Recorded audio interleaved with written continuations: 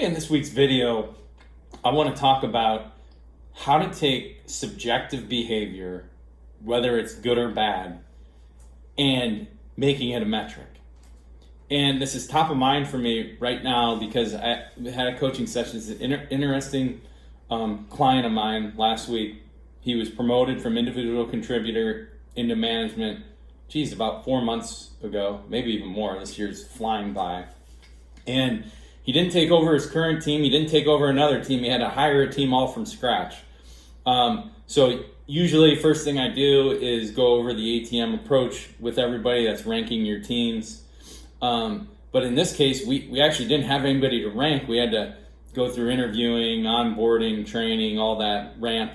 But now we're to the point where, we have some good data and we can properly rank. So as we just went through it real quick, I could tell he's frustrated with the rep, and I know he's been frustrated with him for a while. But I said, well, all right, just off the top of your head, what is M? Okay, why is he an M?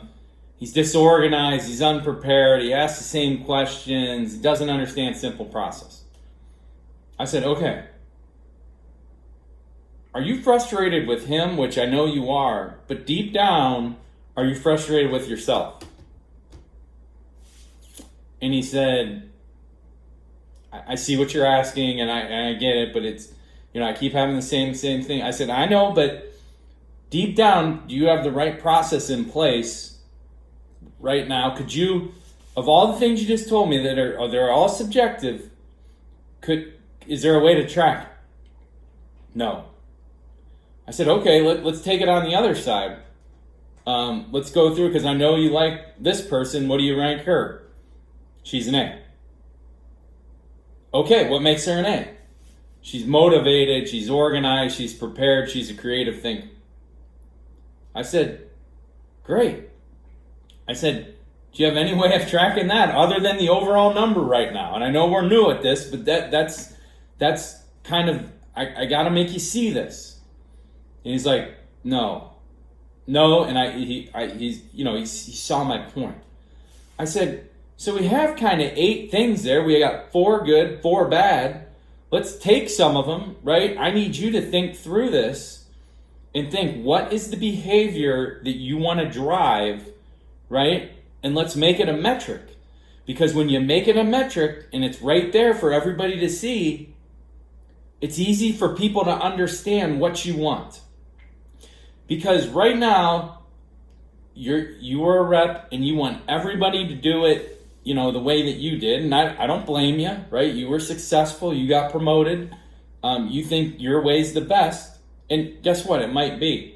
But what you might find out is you might make something a metric that you realize isn't that big of a deal. I would argue, I know a lot of good salespeople that are disorganized, right? I don't know if you want to make that a metric or not. That's up to you.